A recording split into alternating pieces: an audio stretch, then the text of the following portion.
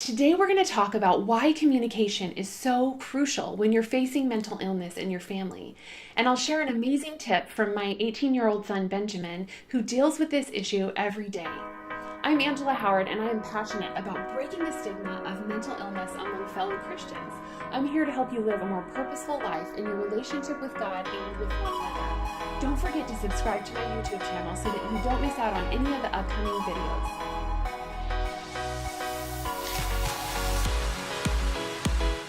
When one person has a mental illness, they can affect up to 10 of their loved ones.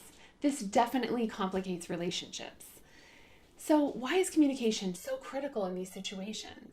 While we can't change mental illness, we can make thoughtful changes in our relationships, and this really starts with effective communication.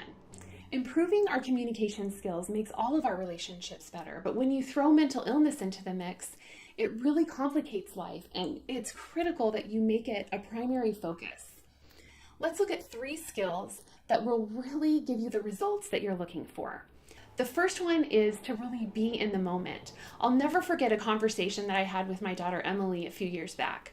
We were driving down the road, and I was just flooded with all of this urgency in my mind about all the stuff that we had to do that day. And I was kind of grilling her, like, Emily, how much homework do you have? What's going on for the rest of the afternoon? And she just reached over to me and said, Mom, I can't do any of that right now. Just be in the moment. And I have thought of that over and over again. Just be present, be in the moment. It helps us to be so much better at listening to the person who's right in front of us. The second thing is to really just imagine yourself in the other person's situation. It helps you to develop empathy for that person instead of focusing so much on yourself. The third thing is to repeat back what you have heard. So this is important because it helps to cut down on the miscommunication, because so many times we think they've said something that they haven't. And so it's just a great way to just clarify up front. The fourth thing is to focus on listening instead of responding.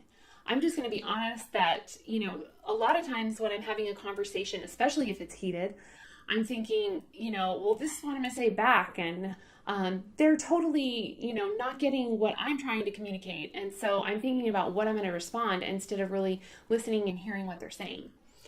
And so the last thing is to really just be curious. Every conversation is an opportunity to learn and to grow as a person. And so being curious is so important as we are communicating with one another and being a real learner. So number 3 is to use I statements.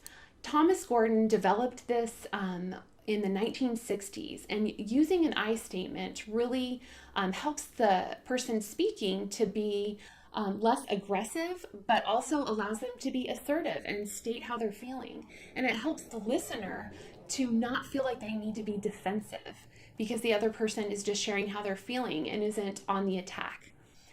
It's definitely something that takes practice. And so I've attached a PDF below so that you can practice this at home. And it might feel awkward at first, but it is definitely worth the effort because it will improve your communication right away.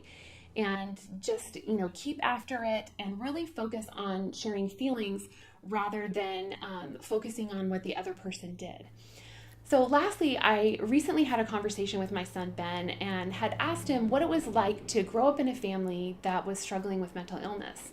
And he said, generally he doesn't think about it a lot because it was just his normal.